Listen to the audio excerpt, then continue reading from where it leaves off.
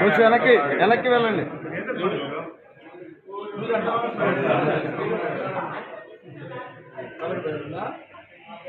Sir కొంచెం ముందు రండి.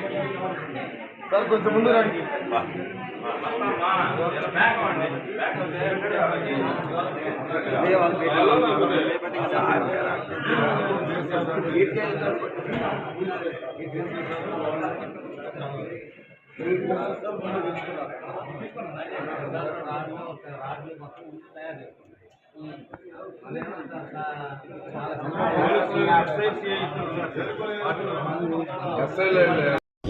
ఎస్సీల మీద అది రెడ్డి కొత్తూరు కావచ్చు, లేకపోతే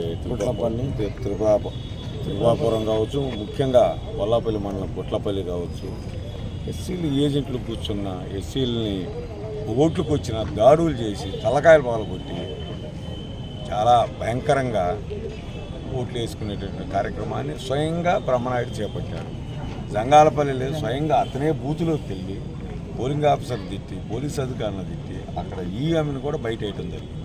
తర్వాత మేము జనసేనలో వెళ్ళిన తర్వాత ఇంకా అక్కడి నుంచి పట్టుకెళ్ళటం, అక్కడి నుంచి మళ్ళీ ఈ రెడ్డి కొత్తూరు వెళ్ళటం, అక్కడి నుంచి మళ్ళీ గుట్టకు వెళ్ళటం. ఈ విధంగా అతను వాటిమి భయంతో ఓడిపోతున్నానని పోలింగ్ సరళను చూసి అర్థమయ్యి ఉద్రిక్తం రెచ్చగొట్టి బూతులు క్యాప్చర్ చేసి గెలవాలని ప్రయత్నం చేశాడు.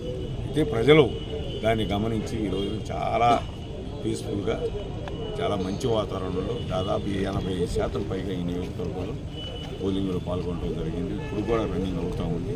త్వరలోనే ఈయనన్నిటికీ వల్లా బ్రహ్మనాయుడు ఖచ్చితంగా మూల్యం చెల్లించుకుంటారు. ఆంజనేయులు గారు గెలవబోతున్నారు, శ్రీకృష్ణ దేవరాయ గారు గెలవబోతున్నారు, తెలుగుదేశం ప్రభుత్వం వస్తుంది.